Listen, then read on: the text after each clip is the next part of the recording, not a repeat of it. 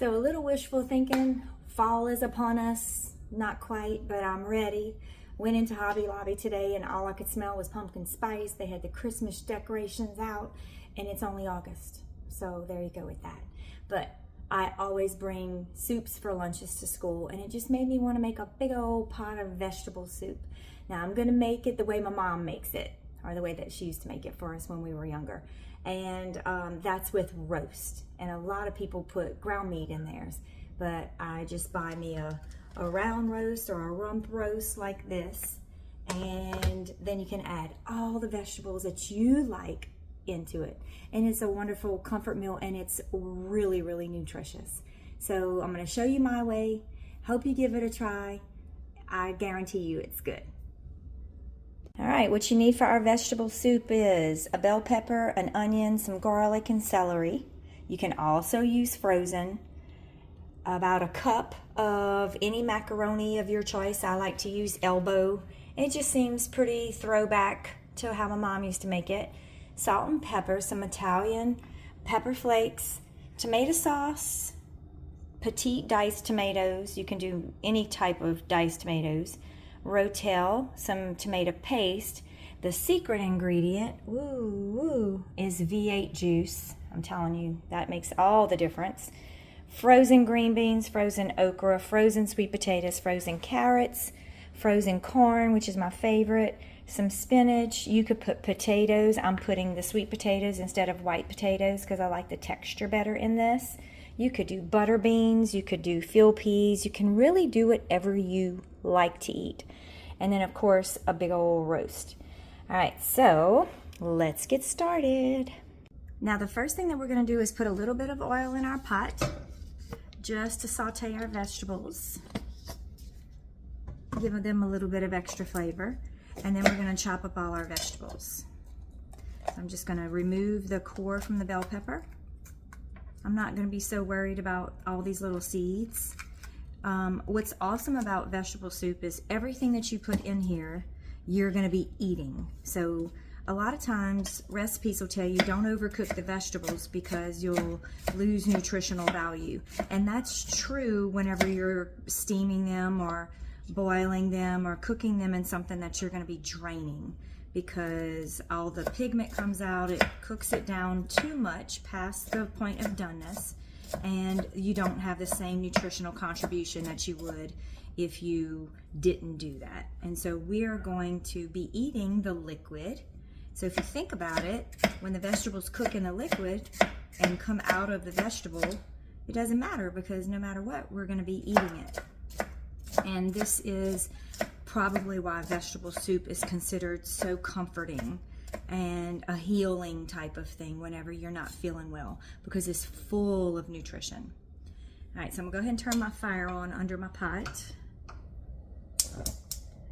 And I'll go ahead and throw in our bell peppers.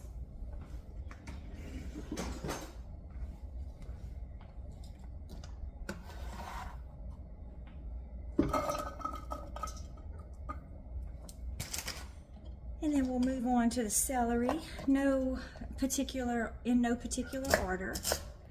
Now this time, because I did grocery pickup, so when you do grocery pickup, you never know what you're gonna get or what they're gonna substitute for whenever that you ask.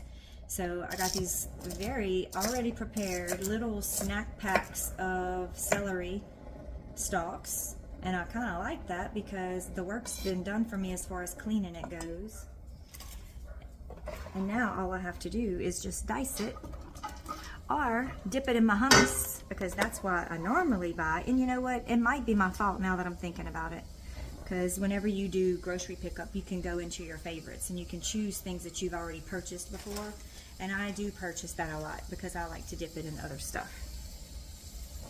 I'm going to take my onion, and this sucker is very flat. Big old white onion. I'm going to cut the two ends off, cut it in half, peel off the bad layer without getting rid of all the good one. There it goes. And now I've diced it up. You can definitely use frozen, already chopped up vegetables. If you don't have these fresh ones laying around and you want to throw together a soup and you have everything else, honestly, you won't even know the difference. But because I am cooking for y'all, I'll go through the little extra effort. But if I had frozen, believe me, I would be throwing it in there. All right, so in with your onion.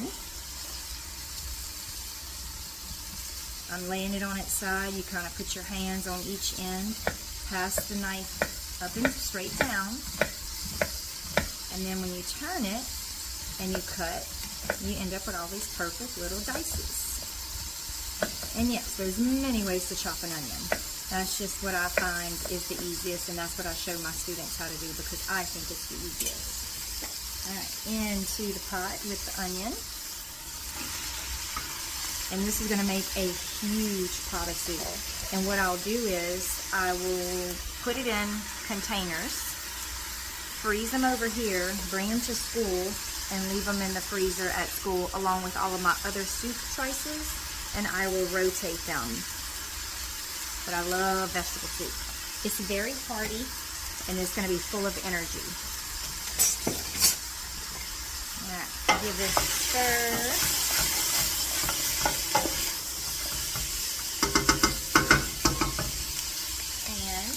Prepare our garlic. All right. Whoa! No, Kevin, no! I don't know if y'all can see Kevin. Look, Kevin is by my feet, waiting for anything to fall, as usual. And I just dropped a big old clump of garlic, so I saved it. You can't have this. All right. Just gonna kind of crush it a little bit, and this is called elephant garlic. It's huge, little bad spot right there. Just trim it off, no waste. I'm gonna do the same thing that I did with the other vegetable. I'm just gonna dice them into tiny little pieces. But I'm not gonna add this garlic in until I'm ready to put all my other stuff in, because I don't want the garlic to burn and take on this really bitter taste. Ooh, this garlic is stronger than an onion. It's making me cry. Look, I'm crying.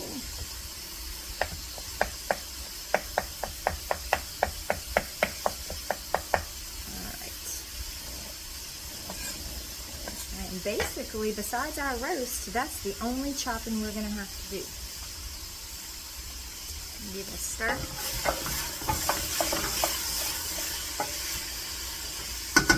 And we just want to sweat our onions out a little bit. It's not going to take but a couple of more minutes. All right, and I am going to start prepping the roast for you. And like I said, you can use ground meat. You can use any type of meat that you want. You could use chicken, but I would wait to put the chicken in at the very last minute, so it doesn't just disintegrate in there. I just prefer it this way, because this is how my mama used to make it. So when I cook this, I always give her and Dad some, and they snack on it too. I set my garlic aside until I'm ready for it. Excuse me, Kevin. No. Alright, let's prep our meat, because this is going to go in right after the garlic. I got a roast. It's a pretty big roast. You can choose how large you want it to weigh. But what you want to do is remove this little, I don't know if it's called silver skin. I feel like that's what it's called on fish. So you want to remove this really, really tough lining on it. So you can put your knife under it and get it started. You can grab it with a paper towel and just kind of keep cutting it back on itself. You don't want to waste the meat, so make sure you're trimming really, really close to the meat. Let me turn it around. And just get the majority of it off. And then we're going to dice it up into little bite-sized chunks. Whatever you want to be biting into is how large you want to cut your pieces. And that's what I'm going to do. And roast will stay intact, but it'll be tender, tender, tender. and that's what I like. Now, if you went to the same school that I went to, I think they used to put ground meat in theirs, and I loved that too. So that is a very good option if you don't want to do roast, or you want to save a little money and do ground meat, although, shoot, everything's expensive to buy nowadays. Alright, and then I'm going to just kind of trim off these bigger pieces of fat. And I'm going to dice this up. And if you have a little fat on, it's just going to give it flavor. But I do like to take that little lining part off. Here's another piece. I need to look up and see what that's called, so I don't remember. Alright, so this is what we're left with. Let me stir the vegetables. Alright, now the onions are starting to get a little bit golden on the edges, and that's what we want. So I'm going to go ahead and put in the garlic.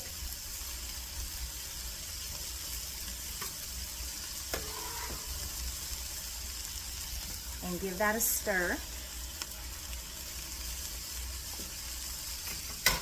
And I'm going to start to dice up the roast. And I'm not going to let this cook very long before I go ahead and add it in.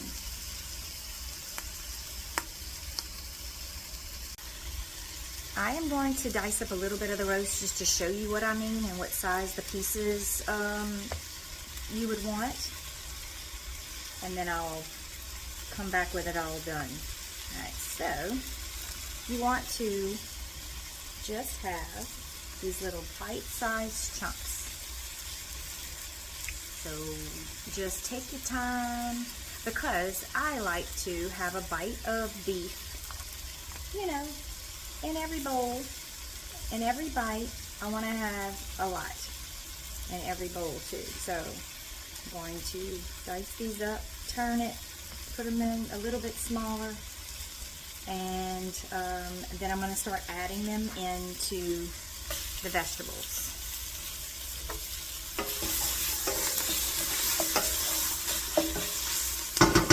Alright, let me get to doing that. Alright, so the roast is all in. I'm just going to give it a little stir. We do not have to brown this or anything. Now we're just ready to start putting all the ingredients. Alright, so our first ingredient just to deglaze the pot is going to be our big old bottle of original V8 juice. It's kind of like you could probably put in Bloody Mary mix in here, and it would give it a better flavor, you know? So that's the idea behind that. I don't think my mom ever used V8 when we were growing up. It was something that I added many years ago, because I had bought some thinking I would drink it. And I was like, ooh, I don't like it like that. So I was like, well, I'll just put it in a soup. It made sense to me, and it's a really good idea. All right, all the ingredients that are going in are going to be at one time, except for the pasta. We want to wait several hours, not several hours, but till the soup is almost done. Alright, all of the ingredients are going to go in except for the pasta. We want to wait until our soup is like 30 to 40 minutes away from being ready before we put the pasta in. If you put it in up front, it is going to overcook and then just puff up and fall apart, and it's going to be yucky. So don't do that. I have done that before, just dumped it in or left it on the stove too long. I don't recall what, but it was not good. So I'm going to go ahead and start putting in all the vegetables. And you do not want to use canned for any of this. Make sure it's frozen or fresh, but I always use frozen. They also have what's called a soup combination bag. It has like all the vegetables that people would put in a vegetable soup, but I really don't like sweet peas that much, and I surely don't like it in soup. So when I buy the vegetables for this, I always buy them separately, and I just put in what I want. Alright, and I love frozen corn. I'm not going to put this whole bag, I don't think, because this is a huge bag. I'm going to put more than that.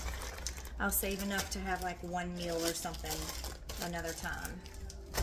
Oh, the one thing you're not going to put in also, if you're going to be using spinach or Brussels sprouts or any type of leafy green, don't put them in early because they'll be so bad that it's not going to be good like that. Don't do it. All right, now I'm going to open all my cans. And have I ever told you about my Kitchen Mama? If you don't have this tool, it is a miracle worker. You don't have to use your hands, you don't have to use electricity. You just set it on the can, push the button, let it go around, and then when it comes back around, it's going to change the way it sounds, and that's when you press the back of the button and it releases from the can. Fabulous tool. And when you take the lid off,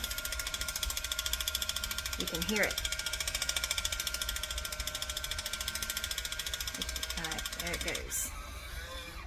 When you take the lid off, it's one of those cutlass edges, which is nice. All right, rotel in. Now I'm going to open all my other cans and put all them in. All right, I'm going to go all in with my petite diced tomatoes and a little can of the tomato paste. Tomato paste cans are so strange. They don't open from the top with the Kitchen Mama, but I just flip them over and do it from the underneath. All right, and then an entire 13-ounce can of tomato sauce, and then we'll take water and top it off to cover the rest of the vegetables, because as these frozen vegetables defrost and start to cook, they are going to put off a little bit of extra liquid, and we don't want to make it too runny by adding water up front. All right, I'll add water in a second. We're going to put in a hefty amount of black pepper, probably like a whole tablespoon and a half. Not quite as much salt, because tomato sauce is, probably has enough in it. And I'm going to put a hefty amount of Italian, probably like 2 tablespoons. And then about a half a teaspoon of red pepper flakes. Because since I share this with my parents, I try not to make it too spicy. But you can do whatever you want as far as cayenne goes.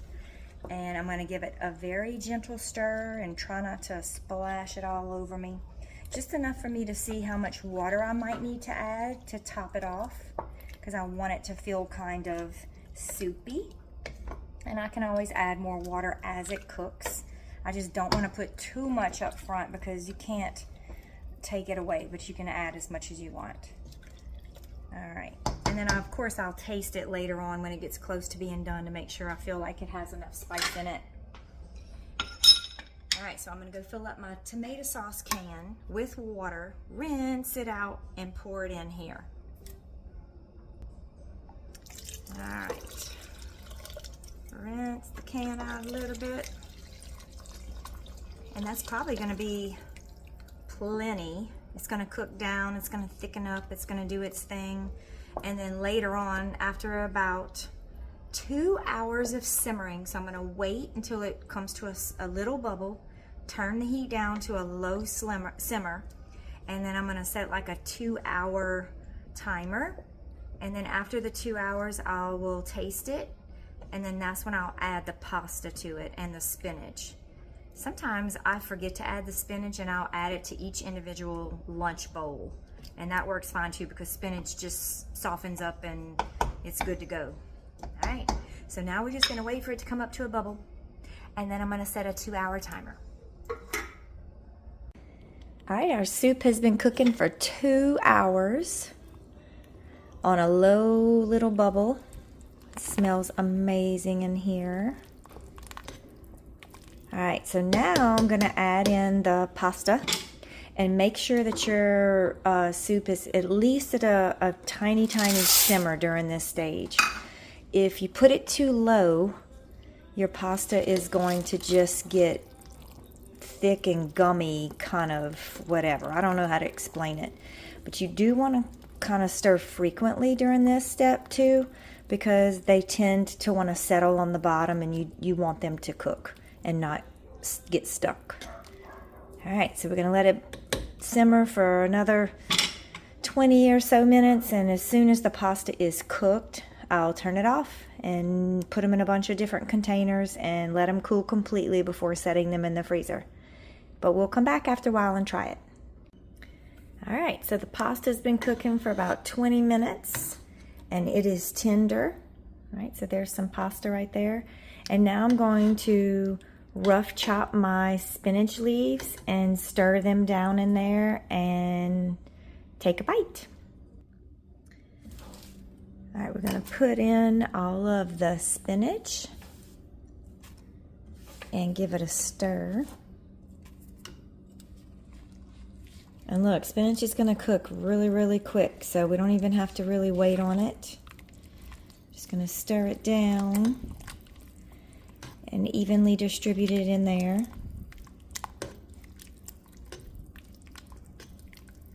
And then serve a bowl. All right, so let's put some in our bowl and we're gonna give it a try. It's got huge chunks of roast in it. The pasta is gonna be perfectly cooked. You don't wanna overdo the pasta or it'll be just mush and yucky when you reheat it. So let's taste it. I'm add a couple little crackers to it.